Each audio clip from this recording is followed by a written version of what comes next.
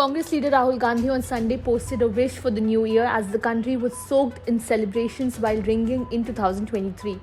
On Twitter, the Congress leader shared a video with glimpses of the Bharat Jodo Yatra, which began in September. Here's hoping that in 2023, every lane, every village, every city has a Mohabbat ki dukaan, which means a shop that sells love, he wrote in the post, loosely translated from Hindi.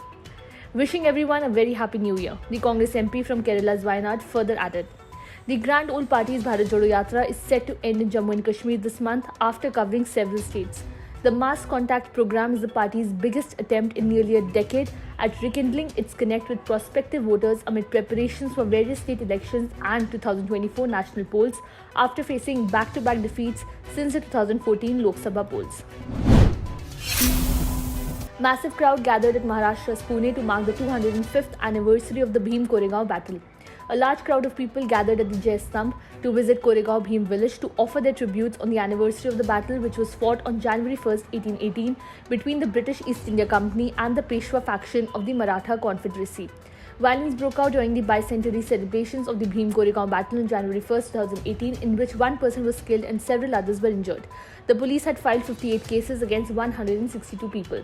The Supreme Court had heard the 2018 Koregaon war violence case on August 10, 2022. The court had granted regular bail to poet P.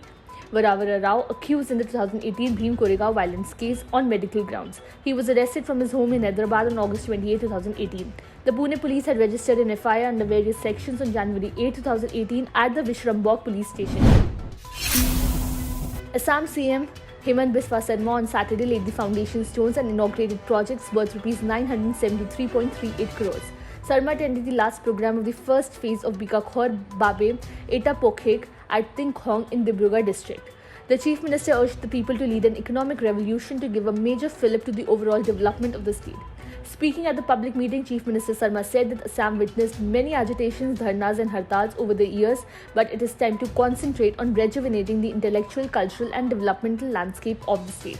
Outlining future plans for the development of Dibrugarh, the Chief Minister announced that strengthening and improvement of the riverbank of Buri Dihing with an estimated amount of Rs 250 crore will be taken up. He said that the government plans to set up a zoo at Tinkhong in the district and Midam Mefi will be celebrated centrally at historic Tipab. The Chief Minister also informed that the road from Moran to Digboy passing through Naharkatia will be upgraded to a double-lane road to give a major boost to road connectivity in the area. With dazzling fireworks and electrifying music, cities across India welcomed the year 2023 with much pomp and show. From Delhi to Mumbai and Chennai to Kolkata, the mood on the 31st December night was like a merry-go-round.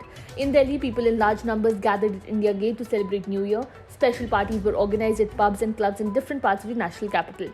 Excitement was on the rocks in Mumbai, the city of dreams, where people were swaying to the exhilarating musical extravaganza at the pubs. A huge crowd flocked to Marine Drive in Mumbai to celebrate New Year. Goa turned into a utopia of merriment and beaches dazzled with colourful lighting. DJ parties were organised at hotels and resorts. Almost all major casinos, restaurants and bars organised music programs and other special events to celebrate New Year.